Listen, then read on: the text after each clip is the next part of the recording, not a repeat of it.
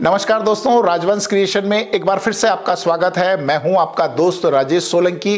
दोस्तों, नए साल की इस शुरुआत में हमने एक और नई शुरुआत की है। जी हां दोस्तों, इस नए साल में हम कुछ ऐसे ही गुमनाम हस्तियों से आपको रूबरू कराएंगे, उन मेहनतकश लोगों से रूबरू कराएंगे, उन खुददार लोगों से आपसे रूबरू कराएंगे जिनका हमारे समाज में एक अहम रोल है, मगर वो कहीं ना कहीं इससे अछूते हैं। दोस्तों, राजवंश व्लॉग के माध्यम से हम आपको हर उस हस्ती से रूबरू कराएंगे जो असल में हमारे देश की रीढ़ की हड्डी है। हमारे देश की इकोनॉमी को बढ़ाने में उनका कहीं ना कहीं डायरेक्टली या इनडायरेक्टली अपना योगदान है। जी हाँ दोस्तों, ये वो लोग हैं जो मेहनतकश लोग हैं, ये वो लोग हैं जो खुददार लोग हैं। दोस्तों, हम हमारे आउटडोर ब्लॉग के माध्यम से हम ऐसे ही जाबाज लोगों को, ऐसे ही मेहनतकश लोगों को, ऐसे ही खुददार लोगों की कहानी को आपके सामने लेकर आएंगे।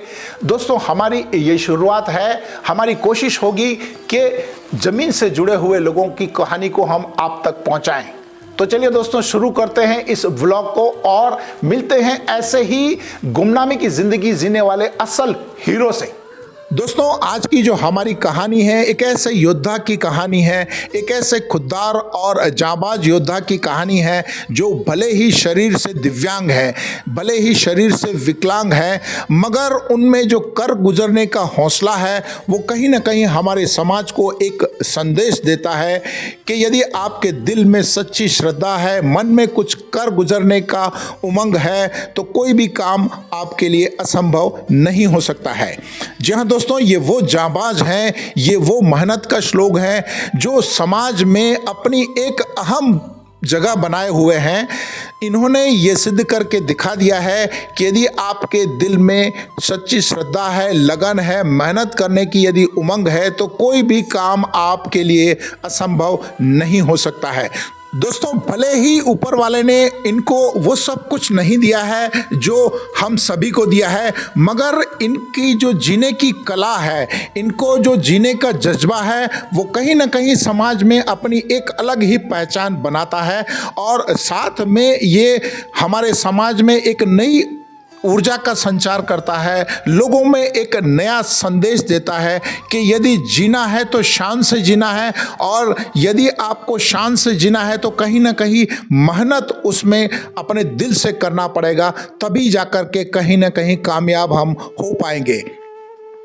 दोस्तों, अक्सर हमारे समाज में ऐसे दिव्यांग लोगों को दया की दृष्टि से देखा जाता है, उन्हें हीन समझा जाता है, मगर कहीं ना कहीं ये हमारे समाज के सभी लोगों का दायित्व बनता है कि यदि ऐसे लोग आगे आना चाहते हैं, अपनी मेहनत से यदि कुछ करना चाहते हैं, तो हमारा फ़र्ज बनता है कि उन्हें सपोर्ट करें, उन्हें हर वो सपोर्ट करें जिसकी वजह से उनके दिल में कहीं से कोई हीन भावना ना आए और उनको ऐसा ना लगे कि हम समाज से अलग हैं। जरूरत है तो सिर्फ नज़रिए की, और ज़रूरत है तो सिर्फ कॉपरेशन की।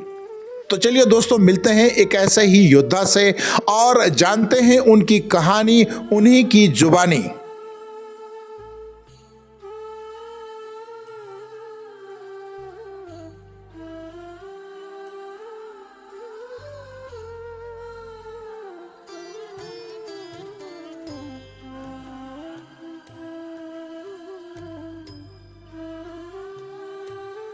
दोस्तों, जब भी कभी कोई इंसान नाकामयाब हो जाता है या कोई उसके साथ अनहोनी हो जाती है, तो वो हताश हो जाता है और अपने आप को कहीं ना कहीं गुमनामी के अंधेरे में कैद कर लेता है। मगर दोस्तों, हमारे समाज में कुछ लोग ऐसे भी हैं जो संघर्षों के बावजूद भी समाज में अपनी एक अलग पहचान बनाने में कामयाब हुए हैं। ये वीडियो उन लोगों के लिए एक संदेश है जो ये सोचते हैं कि हम कामयाब नहीं हुए तो उसके पीछे कहीं ना कहीं कुदरत का या ऊपर वाले का दोष है, या कहीं ना कहीं समाज का कहीं ना कहीं सपोर्ट नहीं मिला। ये वो लोग हैं, ये वो ऐसे जाबाज लोग हैं जो संघर्षों से जूझते हुए भी अपने आप में समाज में एक पहचान बनाने में कामयाब हुए हैं। आज हम आपको एक ऐसी ही शख्सियत से रूबरू कराएंगे जिनके साथ कुदरत ने काफ़ी नाइंसाफ़ी की है, यानी कि बचपन से ही वे दिव्यांग हैं। उनका जो है 80% बॉडी जो है पोलियो से ग्रस्त हो चुकी है, उसके बावजूद भी उन्होंने हार नहीं मानी और अपनी आजीविका चलाने के लिए उन्होंने साइकिल स्टोर की एक दुकान चालू की है, जिसमें वो पंचर बनाते हैं और अपनी आजीविका चलाते हैं, अपने परिवार को चलाते हैं। तो आज हमारे साथ में एक ऐसे ही जुझारू योद्धा हमारे साथ जुड़े हैं जिनका नाम है मुकेश मारू। दोस्तों इस वक्त हमारे साथ जुड़े हैं मुकेश मारू जी और उनसे समझने की कोशिश करते हैं उनके संघर्षों भरे जीवन की दास्तान को। मेरा नाम मुकेश मारू है जी। और कहाँ तक आपने पढ़ाई की है? मैं 10वीं तक। अच्छा, 10वीं तक पढ़ाई की है जी। अच्छा, उसके बाद आपने ये साइकिल का जो धंधा है कब से शुरू किया? ये सर मैंने 2005 में स्टार्ट किया था। अच्छा, तब से लेकर आप अभी जो है साइकिल, आप अपने बारे में थोड़ा बताइए स्टार्टिंग से कि कैसे आपका जीवन में शुरुआत हुई, क्या क्या आपको चैलेंजेस आए, क्या क्या संघर्ष आपको करना पड़ा? सर संघर्ष तो बहुत सारा आया मेरे जीवन में, लेकिन मैंने कभी हार नहीं मानी है, क्योंकि 2005 में मेरे पापा की डेथ हो गई थी, तो घर की जो जिम्मेदारियां थी वो माँ के ऊपर आ पड़ी थी। तो फिर मैंने उसको देखते हुए फिर मैंने भी सोचा कि मैं भी कुछ ना कुछ काम करूं। इनको मैं यहाँ थोड़ा रोकना चाहूँगा। दोस्तों यदि कोई आदमी जिम्मेदार आदमी है और अपनी जिम्मेदारी को समझता है, जैसा कि इन्होंने बताया जब इनके फादर की डेथ हो गई तो इनकी रिस्पॉन्सिबिलिटी इनके कंधों पर आ चुकी, मगर शरीर इनका साथ नहीं दे रहा था, उसके बावजूद भी इन्होंने हार नहीं मानी। इससे पहले तो मैं तेल मिल में काम करता था। अरे बाप रे, तेल मिल में क्या काम करते थे आप? पैकिंग का काम करता था मैं। अच्छा, जो सिटिंग का काम है, बैठ के काम किया? हाँ जी। कहाँ कितने दिन काम किया? सर वहाँ मैंने 3-4 महीने काम किया, पर मुझे कुछ लगा नहीं। मैंने कहा मेरा हाथ का हुनर है, मैं क्यों लोगों की गुलामी करूं। फिर उस कारण से मैंने 3 महीने वहाँ काम किया और फिर वहाँ से पैसे इकट्ठे किए और फिर 2005 में मैंने शॉप की ओपनिंग कर दी थी। सर देखिए दोस्तों, खुददारी जिंदा है, मतलब इनको लगा कि मैं नौकर बनने के बजाय मालिक बनना इन्होंने पसंद किया और उन्होंने अपने खुद का एक व्यवसाय शुरू किया और फिर इन्होंने अपनी साइकिल की दुकान चालू की। अच्छा, आपको जो ये साइकिल की दुकान का आप काम करते हो, ये तो बड़ा कठिन काम है, आपको क्या क्या परेशानी आती है इसमें? सर परेशानियाँ तो आती ना सर मुझे तो, क्योंकि जो काम मेरे बस का नहीं फिर भी करता हूँ मैं उसको, क्योंकि मेरी लगन इसी में लग पड़ी है, तो इसी कारण मैं इसी में खुश हूँ। अच्छा, आजकल के जो नौजवान हैं जो अपने परिवार को कोसते हैं, ऊपर वाले को कोसते हैं, कामयाब नहीं हो, उनको आप क्या संदेश देना चाहते हो? सर देखो, जीवन में परेशानी सबको आती है, लेकिन उससे हार मान लेना इसका मतलब थोड़ी कि संघर्ष का सामना मैं करना पड़ेगा ना सर। मान लो अगर मैं ये सोच के बैठ जाता कि मैं कुछ नहीं कर सकता हूँ, क्योंकि अच्छे लोग भीख मांग रहे हैं, मैं तो फिर भी लाचारी होने के बावजूद भी अपने आपको कमजोरी कभी महसूस नहीं होने दी मैंने। मतलब आपने हार नहीं मानी और संघर्ष को जारी रखा और आज जो है आप एक सफल व्यवसायी हैं। साइकिल का दुकान है आपका, आप खुद साइकिलों की क्या क्या काम कर लेते हो आप इसमें? सर मैं रिपेयरिंग का भी कर लेता हूँ, छोटा मोटा बाइक का भी देख लेता हूँ, और मेरा मेन काम है सर गैस सर्विसिंग का, गैस चूल्हे वगैरह का इनका काम है मेरा। अच्छा, जब मोटरसाइकिल का टायर वगैरह खोलने में आपको दिक्कत नहीं आती है? सर पहले आती थी, लेकिन अब तो क्या बिल्कुल रफ एंड टफ हो गया। अच्छा, आपने फिर हार नहीं मानी और आप अपने काम को जारी रखा और आज आप उसमें बिल्कुल परंपरागत हो गए हैं। बिल्कुल जी, बिल्कुल जी।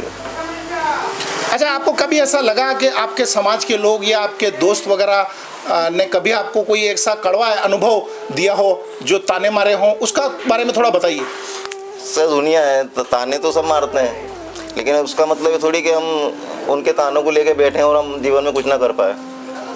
दुनिया है, बोलती रहती है वो तो। आपने अपना संघर्ष जारी रखा, आपकी जो धुन थी, लगन थी, उसमें आप आगे बढ़ते रहे और आज जो है आप, मैं देख रहा हूँ, अच्छा खासा कमाते हो और आपकी वजह से आपका परिवार जो है गुजर बसर चलता है। जी जी। अपने जीवन का कोई ऐसा अनुभव बताइए कि आप कभी आपने सोचा हो कि अगर मैं ऐसा होता तो मैं ये कर पाता, ऐसा कभी आपके दिमाग में आया? सर ऐसा तो कभी आया ही नहीं मेरे। ऊपर वाले से आपको कोई गिला शिकवा या शिकायत है? नहीं सर, उससे कोई गिला शिकवा नहीं है मुझे, जो उसकी मर्जी थी ऐसा बना के छोड़ा है, तो हमने उसको भी जवाब दिया है। दोस्तों ये वो जाबाज लोग हैं, ये वो हीरो हैं असल के, जो असल में जो है इतनी मुसीबत, इतने स्ट्रगल होने के बावजूद भी अपने आप को समाज में एक कामयाब इंसान बनाने में कामयाब हुए। इस वक्त हमारे साथ जुड़ चुके हैं इनके जो भाई हैं कमल मारू, इनसे थोड़ा जानने की कोशिश करते हैं इनके बारे में। मेरा नाम कमल मारू, मेरे ये बड़े पापा का लड़का है मुकेश मारू। ये जन्म से 2-3 साल के भीतर पोलियो में आने के कारण इसके दोनों पाँव अपाहिज हो गए थे और उसके बाद में इसने 10th तक पढ़ाई करी है, बहुत ही अच्छी पढ़ाई भी अच्छी करी है और हर चीज़ में कला अपनी जो होती है, एक हुनर होता है, वो इसने एक सत्यापित के रूप में साबित किया है। और शुरू से इसका लक्ष्य था कि मुझे कुछ कर दिखाना है, मुझे कुछ आगे बढ़ना है। अच्छा, आपको इनके इसी काम के ऊपर आपको गर्व महसूस होता है, आपके परिवार को, आपके समाज को? हमारे परिवार के लिए एक ये मिसाइल का रूप है, जो ये पूरे परिवार का खर्च उठा सकता है, पैसा कमाना जानता है, सब कुछ, मतलब गाड़ियों का टायर खोलना वगैरह, पंचर बनाना, साइकिल रिपेयर करना, गैस, कुकर, सारे काम, मतलब भगवान होते हैं ना, तो कहते हैं ना कि एक हुनर सबको देते हैं, लेकिन बहुत सौ के पास होने के बाद भी वो कर नहीं पाते हैं। दोस्तों, बहुत अच्छी बात कही इन्होंने। लोगों के पास सब कुछ होते हुए भी उनके जो दिमाग में एटीट्यूड ऐसा होता है कि वो कुछ कर नहीं पाते हैं। और जहाँ पर ये जो है 80% डिसेबल है, उसके बावजूद भी जैसा इन्होंने बताया कि वो गैस रिपेयरिंग भी करते हैं, कुकर रिपेयरिंग भी करते हैं, मोटरसाइकिल का पंचर भी बनाते हैं, साइकिलों का भी काम करते हैं। यानी कि कहीं ना कहीं ये उन नौजवानों को, उन नाकामयाब लोगों को कहीं ना कहीं एक मिसाल पेश करते हैं, एक संदेश देते हैं। और जैसा कि इन्होंने बताया कि बहुत अच्छा लगता है परिवार में कोई इस तरह से अगर आगे बढ़ता है। आप आजकल के नौजवानों को इनको लेकर क्या संदेश देना चाहोगे? मैं नौजवानों को यही संदेश देना चाहता हूँ कि काम करो और आगे की ओर बढ़ने की सोचो, नशा मुक्ति सब छोड़ो ये और आगे बढ़ो बस।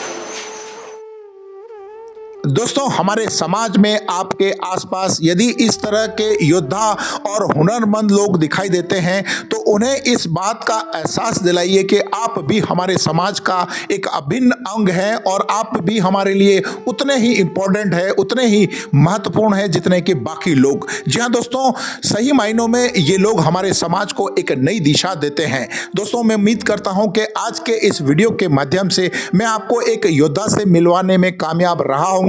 यदि आपको आज का मेरा ये वीडियो पसंद आया हो तो इसे लाइक करें, अपने दोस्तों को शेयर करें ताकि ऐसे योद्धाओं के बारे में लोगों को पता चल सके। दोस्तों, आज के इस सफर को हम यहीं विराम देते हैं। अगले सफर में हम फिर से मिलेंगे एक और योद्धा की कहानी के साथ। तब तक अपना और अपने परिवार का ध्यान रखिए। राजवंश क्रिएशन के साथ जुड़ने के लिए आपका दिल से धन्यवाद।